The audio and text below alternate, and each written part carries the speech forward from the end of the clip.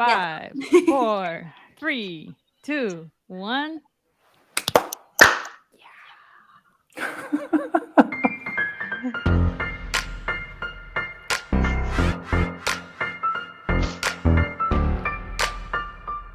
Let's do it. It's go time.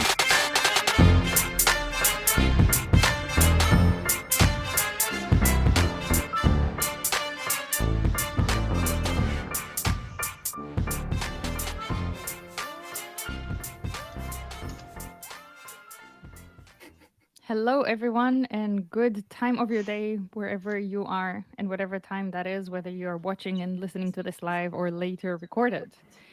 We are today in January 24th, and right now there are many call for papers open to different Go conferences. And we have today many reviewers of the different review committees to talk about CFPs. Hi, V and Johnny and Angelica and Anna. How are you all doing? Hi. Hello. We are doing good as far as I know. Yes, I think so. There's still time. How would you rank your well-being today? 7. Since we're live on camera, it's a 10. Totally a 10. Best day of my life. Oh no. Every Go Time day is a great day. Yes. Excellent. I have no eye bags here. Like, we're all good. It's because of the Berlin internet we actually cannot see that. Perfect. I like those podcast days. It's 9 p.m. and it's quite late in the middle of the week, kind of on a Tuesday, but it's still quite fun. It's always like new energy. I used to work a lot with the US, especially with California. So 9 p.m. is like noon. So it's a very normal working hour for a long time. So it's fun that this is not a working hour, but just a fun activity to do these days. Whereas I have to have like a lunch break on my calendar to do this. We appreciate you not chewing on live. Thank you. Welcome. Next time. So, Angelica, have you Yes. tell us about yourself and your connection to Call for Papers? Have you submitted a talk? Have you given a talk? Have you reviewed a talk? Let's make this round of Yes. introductions. Yes, all of the above. Hi, Angelica Hill. I'm a technical product manager at the New York Times, but in my free time, I love Go and do Go stuff. I submitted and did a talk to GopherCon in 2020. And then I did the CFP committee review in 2021. And then last year, I became a chair of GopherCon US and reviewed papers then. So that is my interaction with paper reviewing. I would say I'm somewhat of a novice because I haven't done it all that many years. But I'm excited to talk about what it's like. But that's me in a nutshell. Thank you. Who do you invite next to share their part? I'm going to invite lovely Anna to the stage, virtual stage. Thank you. Yes, I'm Anna, and in my day-to-day job, I'm a researcher, but in the night, like now, I'm a member also of the Go community and organize the local Go group. And I came into reviewing talks back in end of 2018 to review for the Entwicklertage Frankfurt 2019, which is like developer days. Yes, which for is those outside of that region. Yes, exactly, which is developer days organized by a company in Frankfurt, where we reviewed quite a few talk submissions. My first Go talk was back in 2020 online, so I'm quite new to this. And I also reviewed Go talks for GopherCon last year. And I would pass further to Johnny. Hi, it's your friendly neighborhood, Johnny. Sorry, who are you? I'm Johnny. I'm Golang Johnny. Don't you know? Oh, okay. No, I'm sorry. Yeah. It must just be out of sync. Let me see. I've been involved in or submitting, reviewing, organizing conferences since 2013.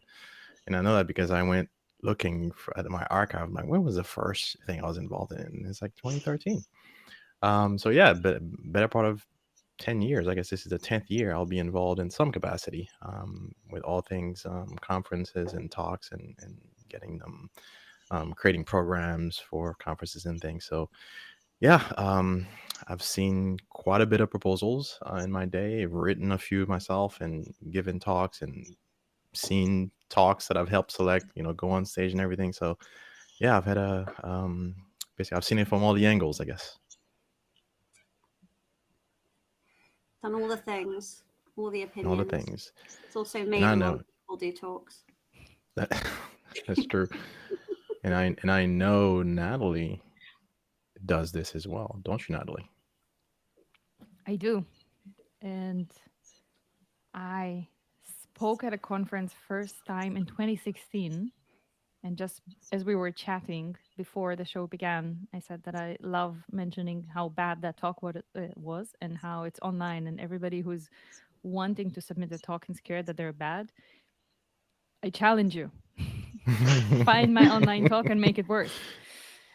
That was in GopherCon UK, and I wish I was able to attend it ever since, but it's almost always in the middle of the summer travel plans and so on. So one day I will be back, hopefully with a good talk.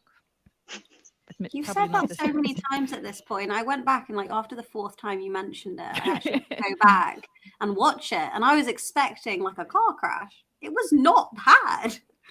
I feel like it was just you thinking it was. It was a bicycle crash. I'll take that. I can tell Angelica is a very good friend, right? So since then, I went on to organize conferences as well, and GopherCon Europe has been my passion project since 2018. And I've not been reviewing for any other conference actually, but I do get a mail for each submission that comes in, although I'm never on the review committee.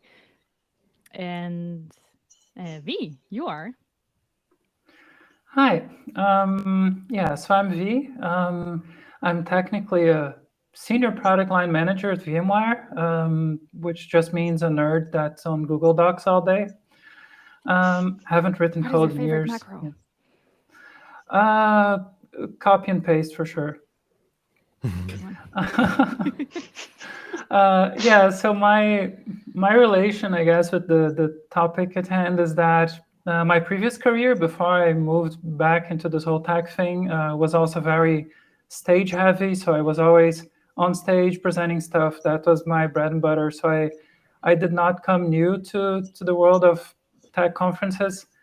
I presented my first tech conference in 2017 at a Python conference in Brazil. It was pretty cool at the time. This was the time when I was coming back to working with tech stuff. And I remember at that time I was thinking, oh, this was a lot of fun. What if I could do this for a living? Long story short, I did. So I presented, talks in all the conferences, KubeCons, GopherCons, all of them. The old timers will remember the O'Reilly conferences, like Velocity, and what's the other one? There was an open source one that was super famous, but forget the name now. In Portland, Johnny looks like he's been there. I want to say you know OSCON? What you mean? Yeah, OSCON. Yes, it's OSCON. Exactly. Yeah. So basically, all the big conferences at least from that time. So I did a lot of talks. I was traveling. I did I think 20 something conference talks a year back then. I was also part of all the committees, the conference committee and track chair and all of those different roles. So like Johnny, I've seen every side of this happen. In the end, after the isolation became a thing and we couldn't travel anymore, I started doing little movies. So I did it was kind of a talk mixed with a movie at KubeCon, and it was a little hacker movie kind of a thing. I did with Tabitha Sable. And I think I did 2 of those, and now I'm taking a break. Maybe I'll be a YouTuber or something. I don't know. A But TikTok. yeah, Influencer. yeah, influencer maybe. Does that pay well? If you're famous, Okay, I'll think about it. But yeah, anyway, so Natalie invited me to this chat, and I thought I had a little bit of experience to share that could be helpful. So before we talk about what makes a talk good or bad, and submissions especially, what make them good and bad, tell us about your first or your favorite submission and talk. More submission than the talk. Because we are talking about call for papers, or call for proposals, or call for paper. No. What's the third one? participation. Participation, yes. CFP stands for so many things. So tell us about your favorite CFP that you have done. Who are you asking? The group. Whoever's brave enough to jump in. There you go, Johnny. Good Our job. favorite one that we've submitted or our favorite one we've reviewed? I would prefer about the one you submitted, but if you have a really special one that you Okay. reviewed that you really want to share, that can I work. can take this one. I have submitted one talk. Therefore, that is my favorite. I submitted Anyone Can Be a Gopher in 2020. That's Never 100% looked success back. rate. And that was my talk that I submitted. But I do intend to submit one this year. So maybe that will be my new favorite.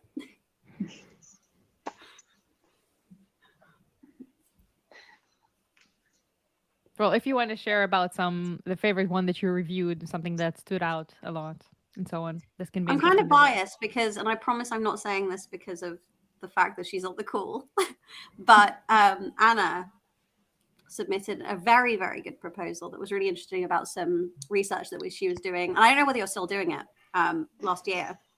And I liked it. And I'm going to ask you to do a TLDR because you can give the TLDR far better than I can on the topic. But the reason I liked it so much was that it was an area I had not ever seen explored in a talk before. 1, 2, she was especially qualified to give the talk. It was a very clear, even though it was an anonymized process, this was someone who really knew the subject, was going to be able to talk in detail about it.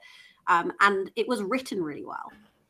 So I knew that even though it was a semi-complex topic, because the proposal was so beautifully structured and written very clearly, I had faith that it was going to be able to be given in a way that was clear, concise, and for new people coming in or experts, they would be able to follow it and get something from the talk. I don't know whether Anna, you want to talk about that one. I would be interested to know whether in all the proposals you've submitted, how you felt about that one, because I loved it. Yeah, I can jump in. Actually, I submitted only 3 proposals, while the one you mentioned, I submitted it 2 times to my shame, and therefore I withdraw one, the one you are talking about, and both were accepted.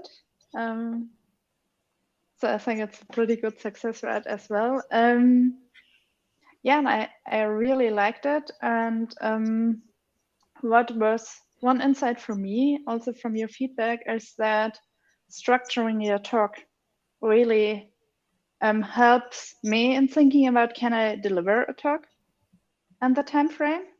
And also it seems that it helped you to make an assumption about it. And one thing I realized sitting in review committees also really helped me writing it down, because I knew what I, as a reviewer, want to see in a proposal.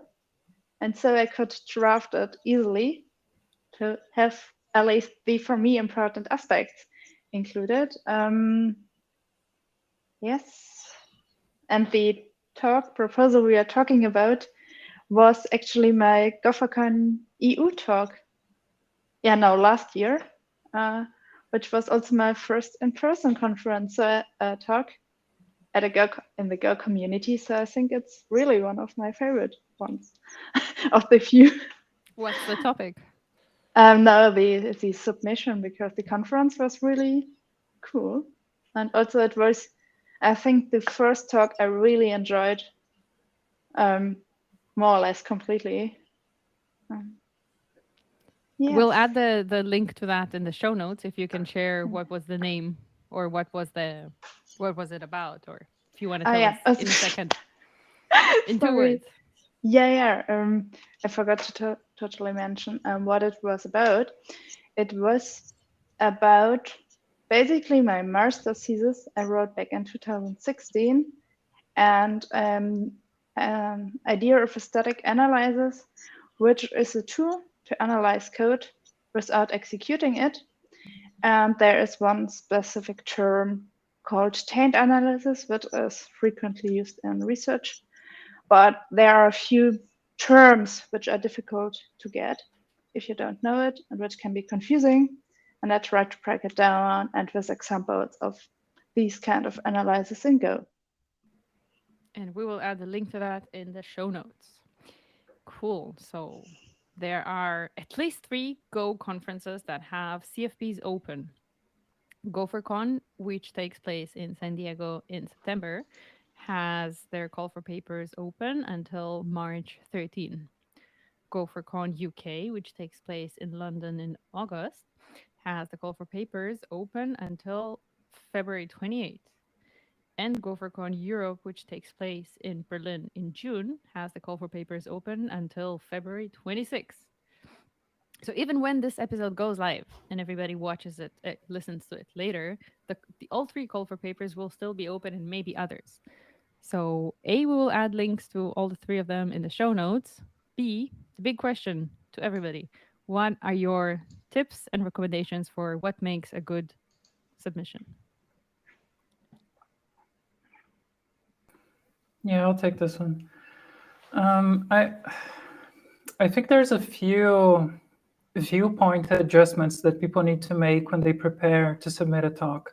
The first one is that when you present a talk, you're thinking of it from your point of view. Like, I am saying something, and you care about what you're saying and how you say it, and etc. But the audience and of course the committees that select your talk or not, they don't care about your point of view. They care about their point of view, of course, because we are humans and humans are selfish, etc. Philosophy. But basically, whenever you're presenting a talk, you need to think, if I'm in the audience, how does this help me? I think that is the first thing that people need to keep in mind at all times. And a lot of people, they present a talk because they want to get promoted, or because they want their product to be showcased, or they want to generate sales, or they want to look good on the internet, or et cetera, et cetera. And those things are okay. They really are. Like, you can present a talk that showcases a product, that makes you look good, that gets you promoted.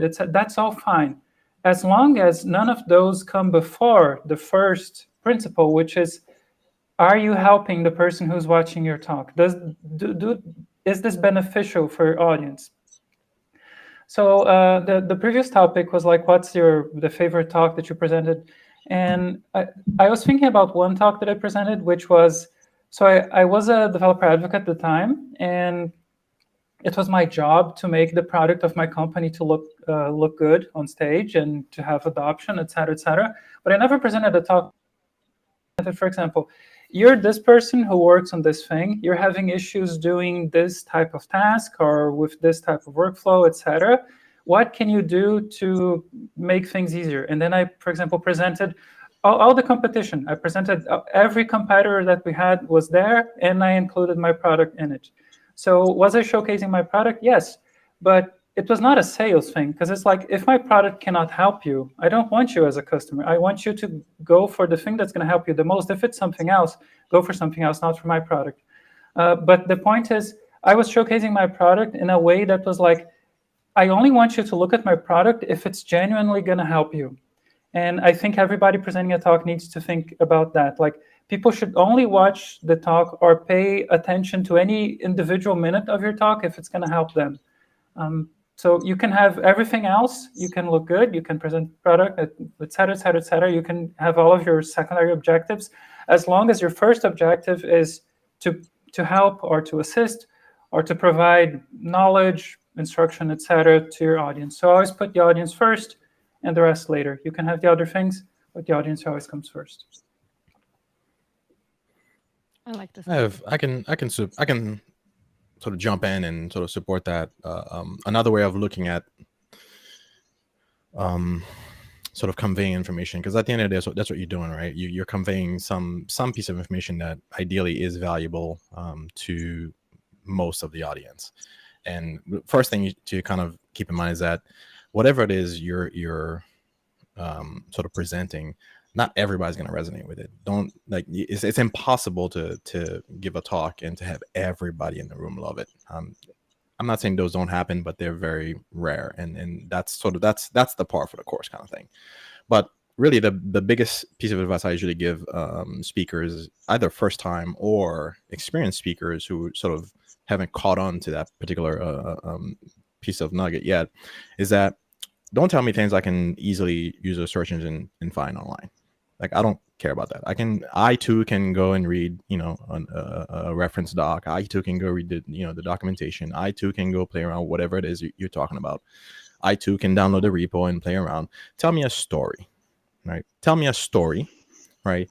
You're bringing the audience along on a journey, on an experience that you had that I can't Google for. Right. That's that's what's sort of impresses me as the audience member sitting there and listening to you, watching you. And again, body language plays a role in that. Enunciation plays a role in that. All the things that sort of you'd consider sort of baseline, right, for giving a great presentation. All those things are still sort of very important. But really, what is the story that you're trying to tell me? And because obviously I'm on the program committee, I'm receiving your talk, right? Your job as the person who wants to tell the story is to tell me how you're going to tell the story, right? So you have to have a story, right? And you have to convince me, right, as the reviewer of your talk, of how you're going to tell that story, right? If I can review your talk and I don't see a story there, it's just you're just sort of listing out facts and random numbers or whatever it is. And like, again, these things I can go find out on my own. Are you going to be talking to a highly technical audience? In the case of, of a GopherCon, we can go read the spec. We can go, find the nuance and all these things, right? Tell us a story, but you have to convince me that you can tell a story, right? And we can, as the podcast goes on, we can tell about, okay, what does it mean? How do you tell a story? We can get into these things, but these are the things I'm looking for when I'm reviewing a talk, right? If I'm sitting there listening to you, watching you present this, like, would I be in? Sometimes I see proposals come in and I'm like, wow, they've laid this out so well. Now, I had no idea what machine learning was. Now I want to know what, even as the reviewer, like, if you can grab my attention and walk me through like an experience, I mean, that already puts you way ahead of the game in terms of having a talk pick, right? Tell stories. Don't regurgitate facts. I would jump in on the 2 points me and Johnny mentioned. I think beside telling the story, and it's also important that in the submission, you clearly state what the benefit is, like we told. Don't make it implicit. I can speculate about it, but that's not my job as a reviewer because I don't know you. You are anonymous in most of the cases. So I have to rely on what you write, and therefore be specific about what you deliver to your audience to transfer it me and get me. And even though if I'm maybe not into the topic, if I see that you will provide a value for the main audience or even for a niche, but it's relevant, then it's okay. Then I'm convinced in most of the cases. But it's your job to convince me and to make it explicit. Because it's not my job to make assumptions, and that's something I can't do. That would be unfair because I can't read your mind. May sound harsh, but it's true. Let me add a trick here. So Johnny was talking about story, and he's 100% right. Story is the most compelling method to get the attention of people. You want to talk about whatever it is. If you make it into a story, you're going to grab people's attention like crazy. And a lot of people struggle with that, especially when you're talking to people who are more engineering focused, who are more more technical and less, let's say, rhetorical in their expertise. So my favorite trick is, and some people absolutely hate this, so grain of salt there. But my favorite trick is does it sound good if you read it in a movie trailer voice? Because every movie trailer has someone with a problem in a situation and is going to try to do something to get out of that trouble. The movie trailer doesn't tell you how the hero gets out of that trouble. It doesn't tell you all the details, but it always needs to very clearly show someone, and ideally the someone is going to be someone relatable to your audience. So like if you do DevOps stuff, you're probably talking to DevOps people about DevOps problems. So you're going to have somebody in a situation. Oh, my Kubernetes exploded. My code doesn't compile, whatever the situation is. And then you get the adventure, which is what we paid the movie tickets to come and watch. So like, and then the hero is going to attempt to explode the Death Star, or whatever it is. So if you're abstract, like literally read your abstract and imitate a movie trailer voice, does it work? I find that if it does work, you did it right. If it doesn't, maybe it still works, but try to make it work. And for me, at least, that's a good guideline. I have friends who hate this. So our friend Rona, for example, she was like criticizing my abstracts at some point, and we're all friends, so it's fine. But she was criticizing because she just didn't like that voice, because it's a bit too trying to be impressive, like trying too hard to sound good, basically, was her feedback. And that's totally valid. But for me, it always helped to transform a pile of information into a story that's compelling for people. In a world of bits and bytes. As you were saying the structure of what you would do there, it reminded me the recommendation of how to introduce yourself. Always follow the Inigo Montoya, right? Say, hello, say something nice. My name is, introduce yourself. You killed my father. That's the relation, or that's what happens, right? Or that's kind of the problem. Prepare to die. Let's go on that ticket adventure. So this thing goes everywhere. It's such an amazing short 4 lines meme to remember. And for those who didn't get the reference, look up Princess Bride. A link to the meme will be in the show notes.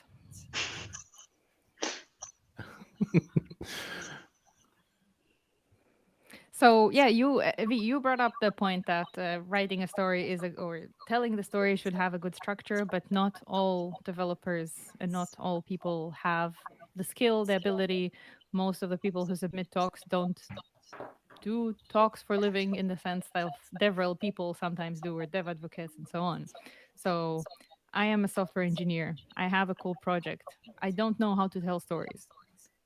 Other than AI, how can I make a good submission? I personally would start with bullet points and brainstorming on it. So if I have the topic, I probably would use the V-tips and write up who should be the main character and what's the problem, and would try to get step by step through the process, because if I have like bullet points, I can easily transfer them in text if they're correct, and work on this way, and brainstorm, and yes, go one step at a time, and also ask for feedback, because there are a lot of people, like we mentioned, one of her friends reviewed her summary or abstract. That's something a newly or someone who want to submit the first time can also do. There are people who want to help you, probably. I think a good first step is to answer, the W questions. So like who, what, why, when, and how doesn't start with a W, but this is basically a narrative structure. I think if you Google narrative structure, you're going to come across, and like how to start a story. Like this is the same thing if you're writing a movie script or a novel, or like any narrative structure is the same. So you need somebody in a situation with a problem. It's always like that. You don't need to tell the solution of the problem in your abstract. And often you shouldn't, because it's more interesting if we don't know. But of course, the reviewing committee needs to know that you know what you're talking about, so that they trust that you are going to deliver the solution. But it's a person in a place with a problem. And of course, the person doesn't have to be a person. It can be a role, or it can be a profession, or anything like that. The place doesn't have to be a place. It can be a situation or anything like that. And the problem, once again, all those things are figurative. But I think if you think in terms of there's always someone somewhere with a problem, start from there and go from that starting point. If I read your abstract and I know who is this for, what situation are they facing, what, how are they gonna, what's their mindset about it? Most times that tells me enough. So I would say that's the first step. Oh, So and one more. Sorry, just one more thing. I think a lot of people they get too much into poetry when it comes to writing abstracts, which is like, oh, if I make this sound perfect, if I channel my Shakespeare spirit here, and they focus too much on the words. And the fact is, we don't care about the words, but we care about the story. So if you tell me a compelling story, but your writing skills are terrible, that's fine. We don't want you to be a writer. You're not here to replace Shakespeare and write the next great American novel or whatever it is. It's story. It's like someone in a situation with an interesting problem. So if your writing skills are terrible, just give me a really interesting problem. I don't care if you're really bad at writing that problem down, but just give me an interesting problem, a problem I haven't seen before, or a situation like maybe it's a silly problem that everybody faces it, but you're facing that problem in a very unique situation. That makes it interesting. So it's always the story. I think when the first thing Johnny said when like 10 minutes ago was, well, it starts with a story. And yes, it's always the story. So I would agree that the story is definitely like first and foremost, but I would say do check your proposal for like spelling issues, slight grammar, like the basic. It doesn't have to be poetry. It does not have to be incredibly beautifully written, but do the due diligence to check for typos, check that if you've referenced a certain technology, you've spelt it right. Because although it's definitely not the most important part, if as a reviewer you see a proposal that's riddled with typos, riddled with spelling mistakes, it doesn't instill confidence that you're going to be able to have like a slide deck that doesn't have, typos and misprints and all this kind of thing. So I think, yes, absolutely story is first, but do take that second. When you're happy with the story, when you feel confident, when you're excited, ready to submit, stop for a moment, reread it, and just do that once over to make sure that it doesn't have to be beautifully written, but it needs to be understandable so that those reading it will understand that story that you're trying to get across. Because you don't want to have this. Sorry, just to rephrase what I said. What I'm saying is don't rewrite the same sentence 20 times. We don't need that. But yes, you do. You should write properly. Just the once over. Because if you write a beautiful story, but then like every 2 seconds, the reviewer has to like stop in their like flow and be like, oh, what's that word? Then it's just going to ruin the story for them and for you. Because if you've got this wonderful story, don't let typos stop you. I have one tip there. If you're a non-native speaker, for example, as I am, and you're not grown up with beautiful synchronized films, etc., you may not so confident in speaking. And there are beautiful tools like Grammarly and language tools who checks your text. They check for the main grammar issues, for example, like missing an S, and by now they can also sometimes give you hints on how to structure a sentence such that it's more clear. And that's something I regularly use for writing text, because if it's no error markers there, then I'm more confident that I didn't screw up basic stuff. And you can imagine it like your static analyzer or linter you're running along on your code. It's the same for language. And you don't want to, or may don't want to push code, which is full of reports from your linter. So why do you want to push a proposal where easy tools can still find bugs? Grammarly is amazing. I use Grammarly every day. Any email I write, I'm like copy paste into Grammarly to check it's right.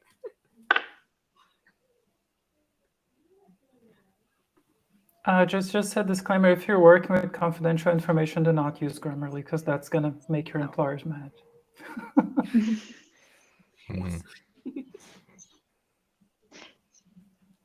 I think language tool is better, but I'm not sure about it. Yeah. I would love it's slightly different topic, but it's on my mind, so I'm going to ask it.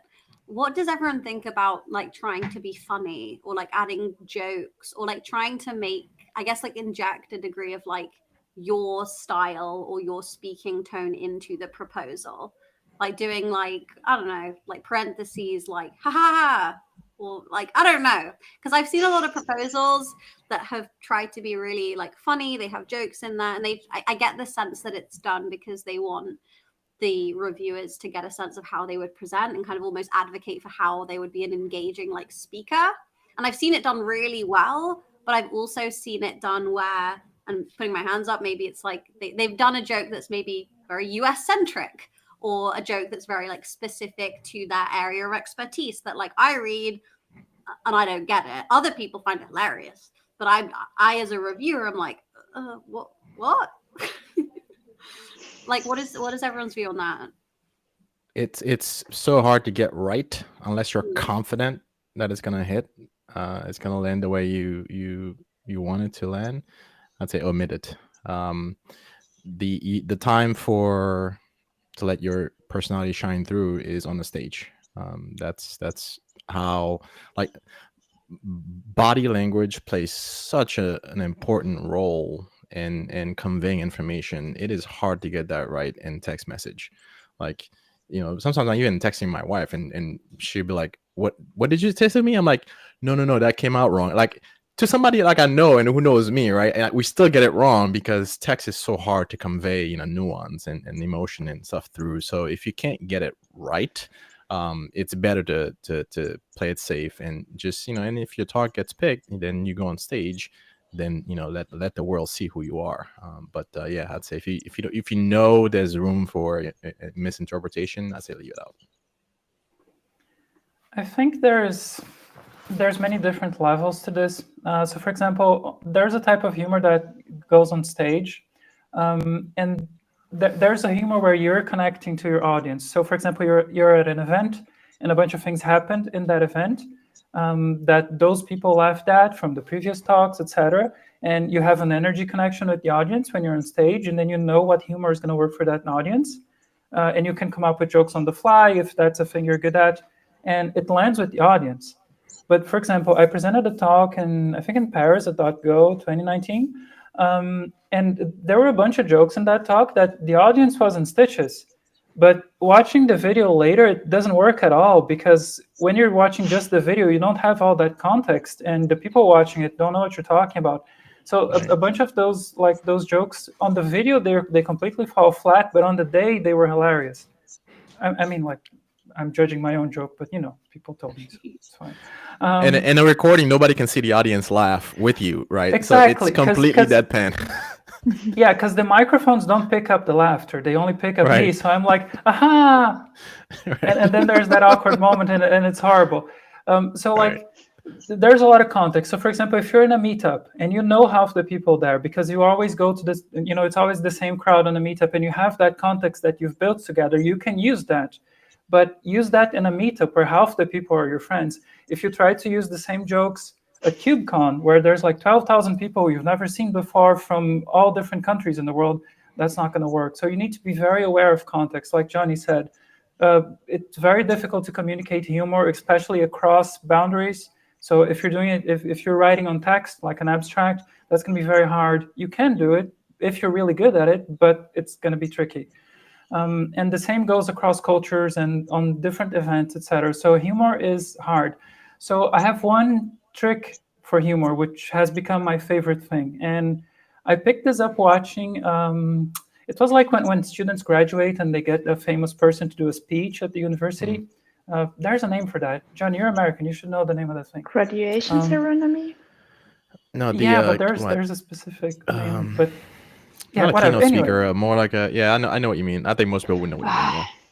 Yeah. Okay. Anyway, so Bill Gates was presenting there, and I'm not saying anything good or bad about him. Just a thing he does in his public speaking, which is you tell jokes that if nobody figures out that it's a joke, no harm done. You're communicating the same thing anyway. You don't try to make it fun. You don't laugh at it. You just say the thing. People who get the joke will be in stitches, and deadpan humor can be very effective. People who don't get the joke, fine, no harm done. You're not off topic. You're still talking about the thing, and it works fine. It can be very tricky to do, but if you figure out how to be completely serious while saying very funny things, that if people don't realize it's funny, no harm done. To me, that's the most effective thing, because then you can make the silliest jokes in the world for people who know that it's a joke. And it just goes completely unnoticed for everybody else. It's really hard, but if you can master that, that's my go-to universal humor formula. So if you've ever watched Ryan Reynolds, I think he's the master of that, right? He'll say something like a completely serious face, but it's funny as all hell, right? So I'm not saying you need to become like Ryan Reynolds levels of funny, but you can use that as your cue. The commencement speech of Bill Gates will be in the show notes. Oh, you found it. Great. Commencement speech. That was the... That's right. Yes. That's right. Thank you. Thank you, Internet. So one tip that each one of you can share for new speakers who are making a submission, and a challenge, one tip for seasoned speakers. So even to each other.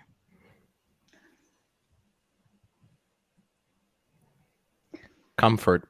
Be comfortable with your topic. So and I have actual true to life hack. My first talk wasn't a talk at all. My first talk was I was teaching.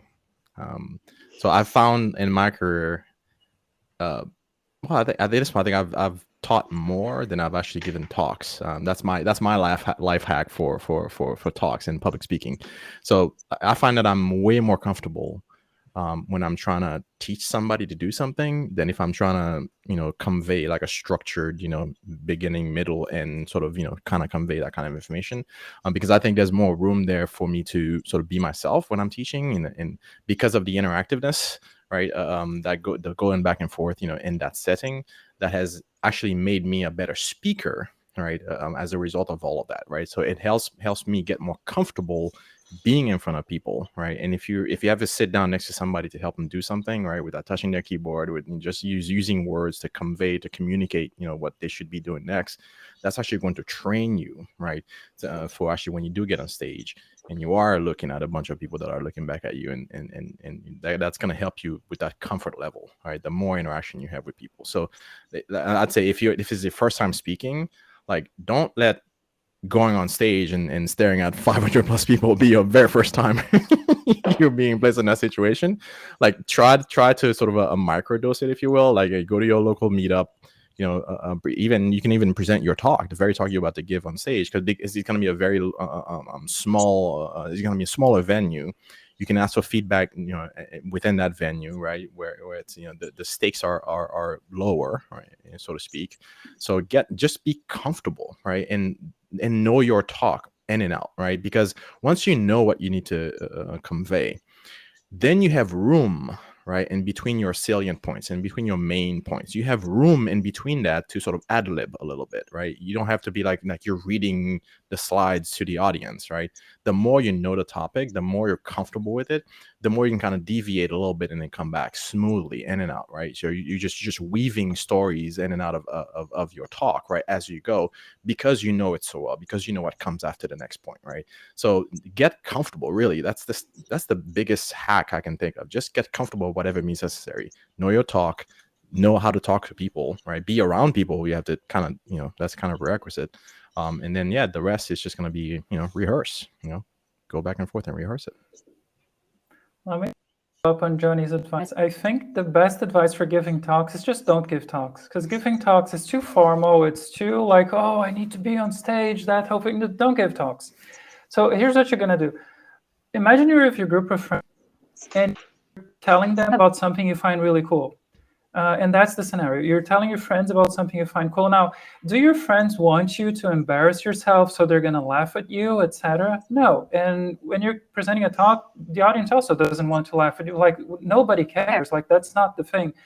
If you're nervous about, oh, what if my accent, or what if I forget the next slide? Or we all want you to succeed, because we all want to have a good time listening to you as much as you want to have a good time presenting. So not a talk. You're talking to your friends. It's not a presentation on stage or whatever. That's a detail. You're talking to a circle of friends. And one thing to think about as well is there's a social mechanic that everybody is familiar with. So you're at a party and there's a circle of people, like maybe you're half a dozen friends around you. You start telling a story. If you go off topic or you just start rambling about whatever, people are going to lose attention. They're going to start thinking about other things and go grab some beer or whatever it is. And the way to hold an audience's attention on stage is the same way as to hold the audience of your friends when you're telling a story about them at a party or whatever. So I find that a good way to measure, like, am I rambling too much? Am I like, if you learn to tell an engaging story to your friends, you know how to tell an engaging story at a talk. If you know how to tell your friends in a excited way about something you found cool, like maybe it's the topic of your talk. You probably did this before. If you're a programmer, you surely have programmer friends and you've told them cool programming things before. It's exactly the same dynamic. Hey, I just found out about this thing. And actually, when you're doing this kind of thing in that situation, you can do the other thing. You don't have to do this thing, you know? You've had this conversation 100 times before, and you can do the exact same thing on stage. You don't need to present a talk. You can just do that. And when you want to improve, just think, okay, when was a time that I was trying to tell my friend a story and I lost everyone's attention? When was a time I told the story and everybody was like, oh, seriously, dude, oh my God. It's the same energy. It's the same dynamic. You already know how to present a good talk because everybody talks to their friends and tells stories because that's a human trait. So forget the talk, forget the stage, forget the 500 people. It's you and half a dozen of your best friends wanting to hear the really cool thing that you've been working on.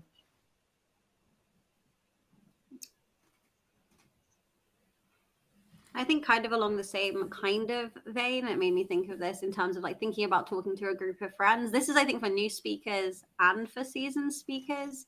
Like, don't be afraid to present in the way that you feel most comfortable presenting in. You don't have to fit into this like box of like you have to stand completely still and talk in your very formal work voice and you can't smile, you can't fumble, you can't giggle at yourself, you can't I don't know, just like mute yourself.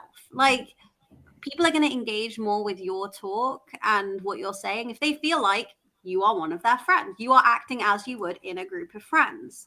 Like, when I was practicing over and over again for my talks, that was the one piece of feedback I got the most, is my friends were like, Angelica, why are you putting on your like weird formal voice? Like, why are you speaking like that? Or like, Angelica, why aren't you moving? Like, you're someone I like, you know this, but I move my hands a lot and I get overexcited and my like volume fluctuates quite a lot. And I would be sitting there like, and then the function went to, and like, that's just not me. And they could tell that, and that's going to put a barrier up. People aren't going to be able to engage with you. They want to be like, okay, we're hearing about this interesting stuff that Angelica's talking about, but also people like seeing people being themselves and talking about something they are excited about. So like, let that out, like move around, like have your hands doing whatever. If your voice goes high pitched, low pitched, whatever, like that's you, that's going to bring them in. And if you're at a party, that's what you would do. So don't be trying to mute yourself or being like, oh, this isn't, I've seen people do talks and this isn't how they act. No, like as long as you're conveying the information clearly, you have that clear story that you've thought through, as Johnny said, you really know the content, then it doesn't matter what pitch your voice is or how much your arms are moving or all these things. Just do whatever's going to make you happy. So my favorite, so quick thing here, my favorite trick when people come to me asking for help and presenting their talk, and then I can see that they're very nervous and like tense, and to like get them to get the good version of themselves out, I just go like, okay, before we start working on the talk, I don't know much about the subject. Can you explain it to me? Like not as your presentation, just tell it to me how this is. And then they present the whole talk to me. And you know, with their very, you know, not original, what's the word? Genuine. With their very genuine self, not censored by inhibitions. And they just tell the whole thing to me because we're just having a conversation. We're just friends. And then the minute they switch back into talk mode, then they get nervous again. And I'm like, no, don't do that. You just did it exactly how you should. So Right. the way you explain it to me, that's what you do on stage. Just pretend I'm sitting there in the audience, and you're just telling all this to me again. Don't try to sound smart, right? I mean, that's you've already been accepted. You're up here, you got your shot. Like, at this point, you're not trying to justify why you're up there, right? You're up there, right? You don't need to convince the audience that you had a great proposal, that's why you got picked. No, now it's time to actually deliver the value, right? So, like, avoid, like, overly dramatic sort of, vocabulary, like when people have to be looking up, Google for words that you're saying on stage and trying to follow along with you. Just speak naturally, right? Like you can.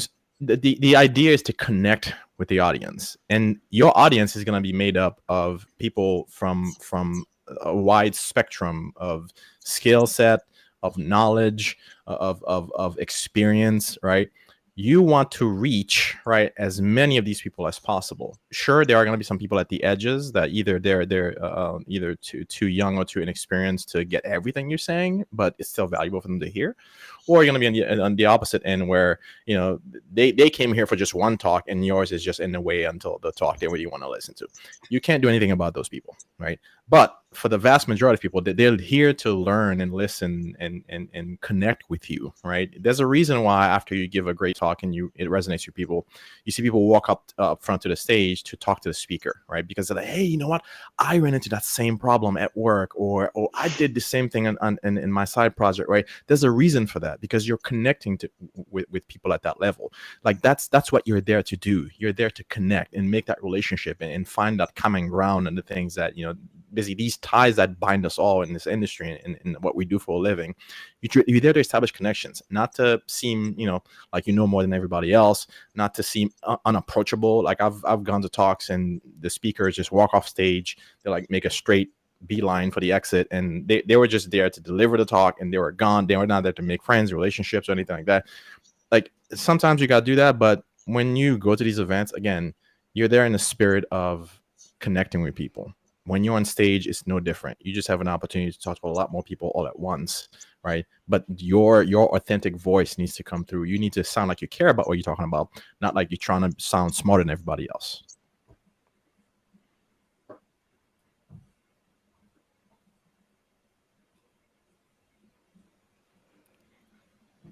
Anna, do you have any last tip? And a last tip, I think, for slides are, in my opinion, only there to support what you're saying. All the things we mentioned before, being authentic and everything, is, I think, more important than having perfectly revised slides up there. And for me, being aware of that helped me focusing more on practicing what I want to say than revising slides. And also on slides, for me, that also helps me to make bullet points. One slide, one key message. When I try to talk the first time, I only have one key message per slide, and I'm trying it, and I have to restructure it multiple times probably, but I haven't invested time on slides. I only invested times on speaking, and that's the one thing which probably motivates or delivers the message better than my slides on the end. And I'm not saying that your slides shouldn't look good or support it, but prioritize on what you want to say and going step by step. I will share something that I'm using quite a lot. I think it's from Dave Cheney. Know what the first and the last sentence of the talk are.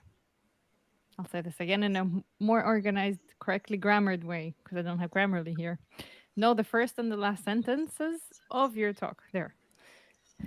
Hello, goodbye. That's a very short sentence. But yeah, also remembering to say hi is a good thing to do. Sometimes I like starting a talk with So back then, kind of just dive, Just you know, straight a into it. story. Yeah, and then third or second slide, kind of introduce myself and so on, and acknowledge the situation. I think that also makes fun sometimes. That actually, I like that. That can work because it's so common to start with an intro slide. Like basically, you're introducing yourself to me right now. I don't have a reason to care, right? But if you open like with the kind of like V was talking about, like basically grab my attention. Like like show me like it's a clip from a movie. Grab my attention, maybe like, ooh, I want to know what happens next, right? Like, let me give a quick example. So you can either say, well, you handle 429 throttling errors by implementing exponential backoff, and then you walk off stage. You could do that, or you could say, hey, so I had a really rough day last week because I put something into production and I had a bunch of students that needed to actually use the software that I had published, but they couldn't use the software because some error in my code.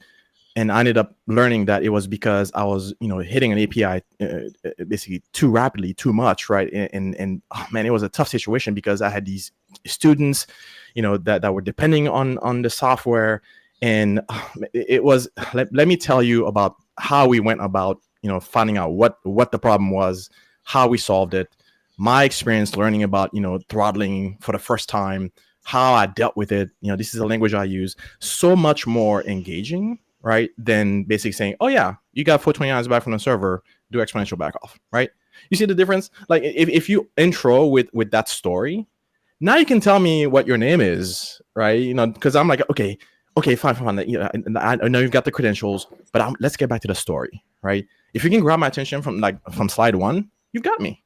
I'll listen to everything else you have to say, including who you are, who you work for.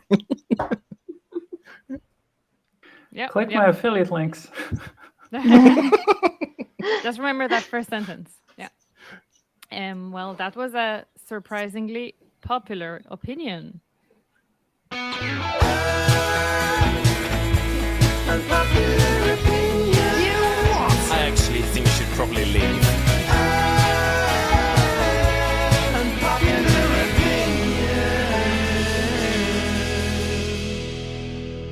I want to say that Johnny and I did not plan this, but thank you very much. This was so smooth, like vegan butter.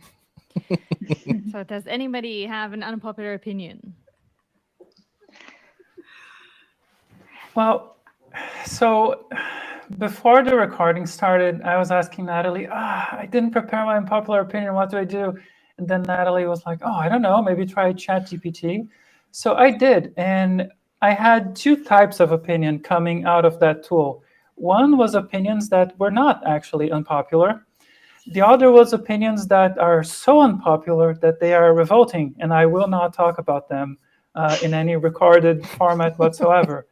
So I guess my opinion, and I don't know if this is popular or unpopular, but my opinion is that ChatGPT's opinions are bad.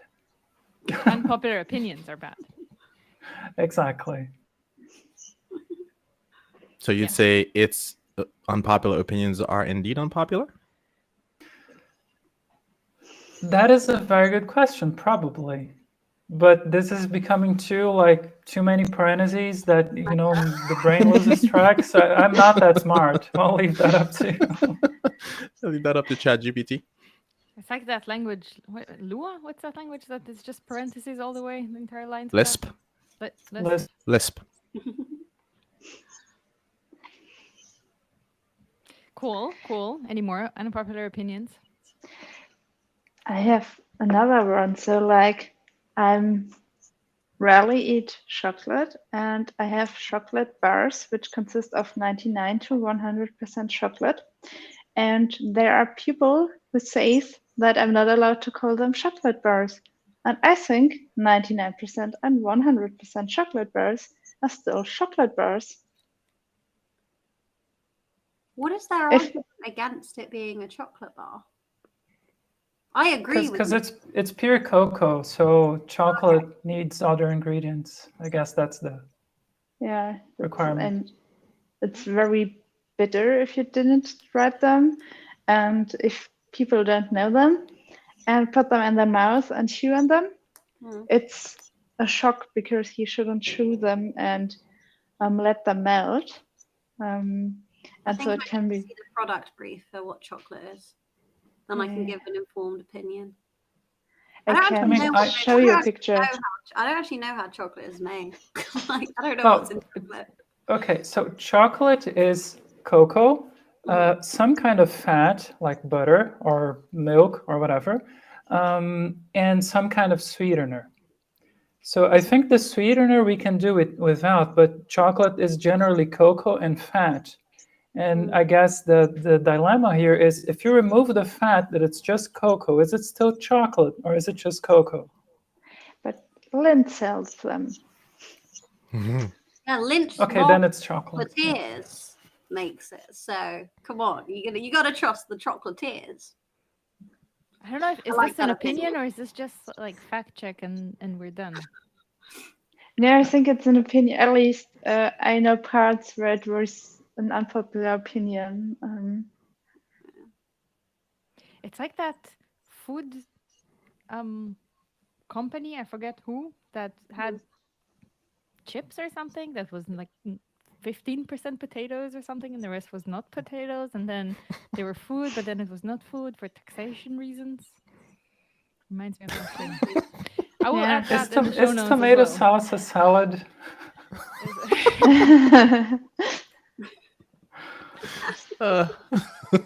Is that your unpopular opinion? Tomato sauce is a salad? No, I'm just adding fire to the controversy. But it's 100%. You cannot add anything. So the 1% is sometimes sugar. So there's a little bit of potential. I think it's chocolate. Okay. Well, it looks like it might just be an unpopular opinion because look at the discussion. All this debate, yeah. Good job. Any more? I have one. I don't trust any company, including whatever employer I might be working for at the moment. So who do you work for right now?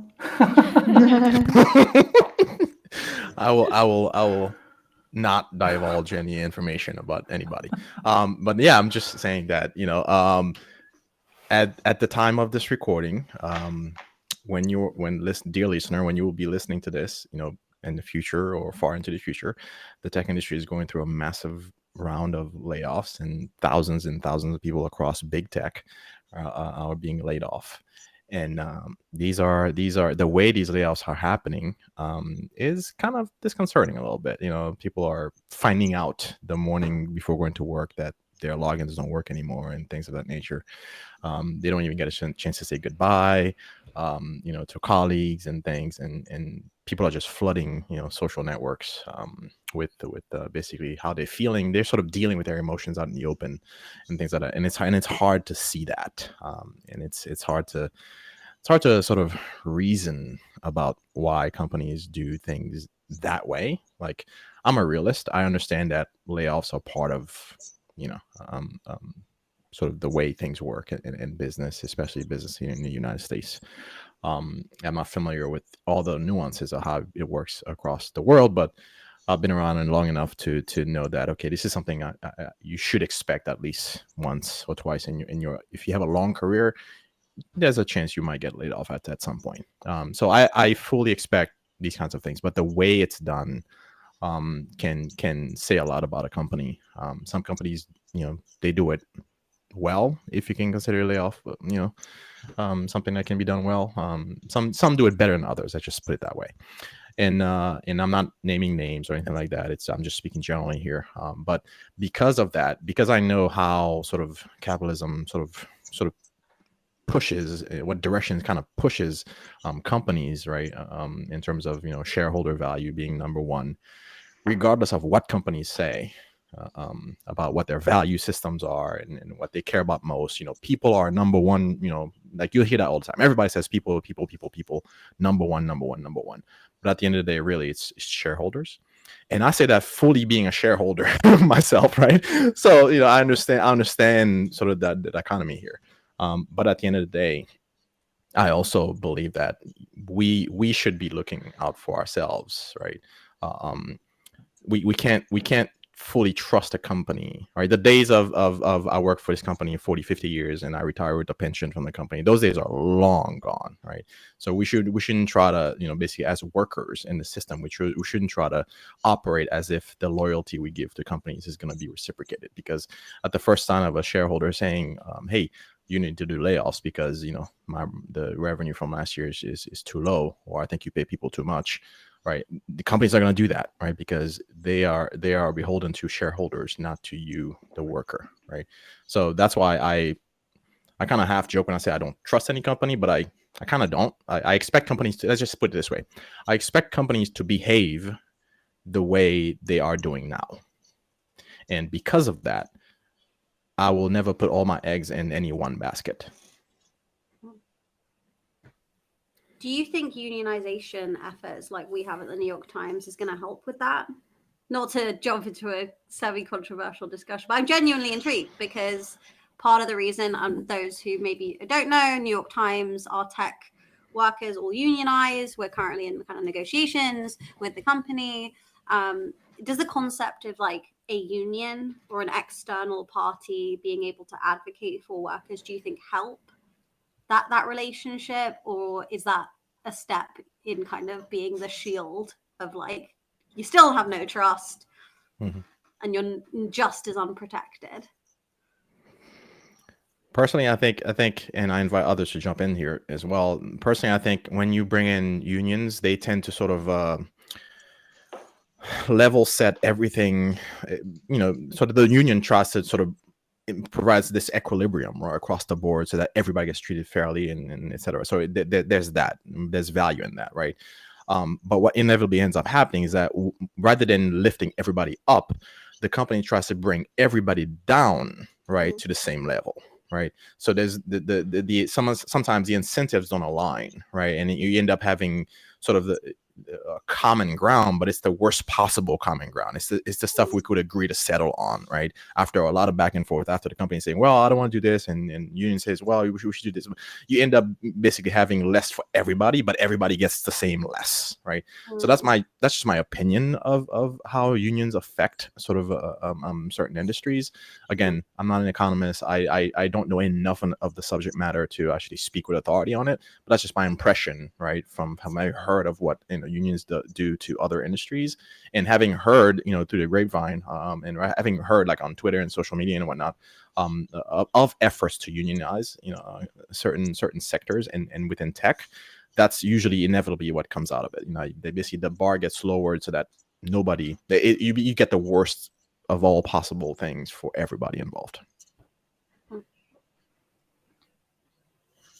I think there's different viewpoints to this discussion, and as an individual, you need to hold all the viewpoints at the same time for your best interest.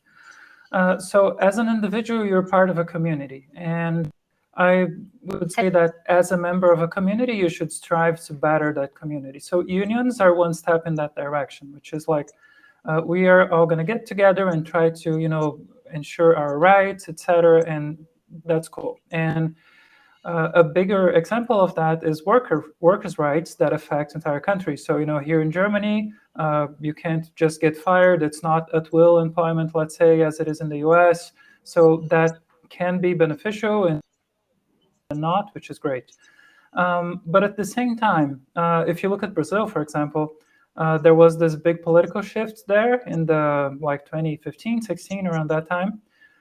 Brazil had really good workers' rights, and I am slightly out of touch lately, but as far as I know, a lot of that has been reverted. So you can't trust that these things will be there forever as an individual. So as a member of society, as a member of a community or a trade craft, something like that, you should strive for those things. But as an individual, you can't expect that they're going to be there forever, because as we can see in the real world, oftentimes they won't. So I think Johnny's right.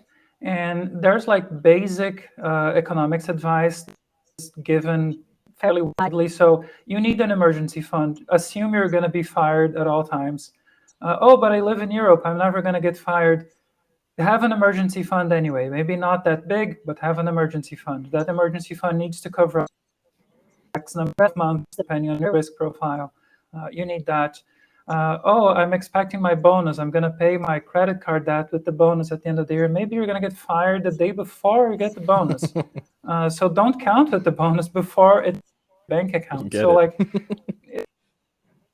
aim for the utopia, but plan for the dystopia. Like you need to be conservative when it comes to your finances, even if you think you have rights and if you are in a union, et cetera, you need to have some planning as an individual, that because you often can't count on the collective to help you.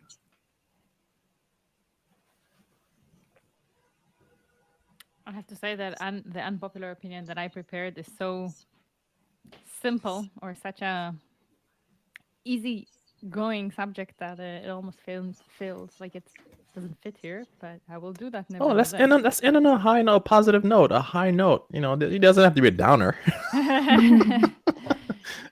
So I am going to a Pilates class that is very small with 5 machines, right? So it's room for 5 people and the trainer. And usually it's like 2-3 people, roughly. It's not the same people always, but it's a rotation of people. And today somebody came who was never there before, and that person was breathing like doing deadlifts. And that was really not cool. So that is the background story. And I always find unpopular opinions to sound really bad in tweets when this is going up for a poll, and this is definitely going to be one of those. But when you join a group activity of sports of other people as a class, not as like you go running with your friends, be mindful of the sounds and the breaths of the place.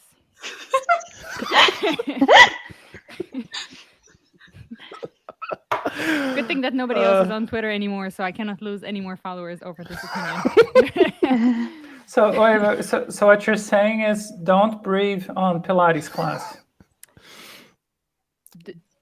Check your breath at the door. Take a moment to understand what is the sound, what is the atmosphere of the class before you bring your vibe. Learn how to hold your breath for 45 minutes. No, it's true. It's very hard things. Like everybody's, I'm not gonna say suffer quietly, but I don't have a better thing to say. You're working really hard, and you're doing a physical effort. That is hard. You have sore muscles, yes, yeah. But don't bring different vibes into a room that has a vibe set. When doing a small group exercise, if it's 30 people in an aerobics class, sure, everybody's gonna be, you're gonna hear the music anyway. That's one thing. But you know that exhaling like deeply releases stress. Perhaps the Pilates class was so good for him that he was, or she was totally released, and it's actually a good sign. See, that's an unpopular opinion. There is disagreements, yes. Yeah, you see, when I was a kid, I was bullied because I was breathing, and I just stopped, and I actually haven't breathed since 1995.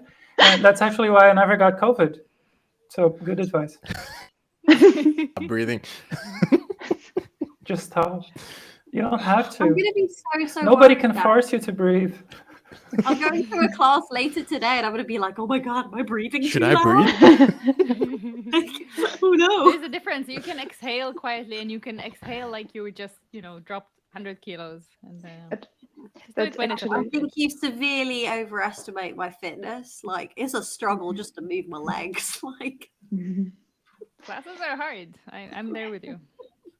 But the advantage of online classes, because nobody except the people in your flat who like your breathe, which can be good, I think, in this situation. Yeah. I really like that unpopular opinion. Don't breathe. Don't exercise. Yeah, well, with this uplifting tone, right? We will say bye to everyone. Take a deep breath and exhale once you're on mute. Bye, everyone.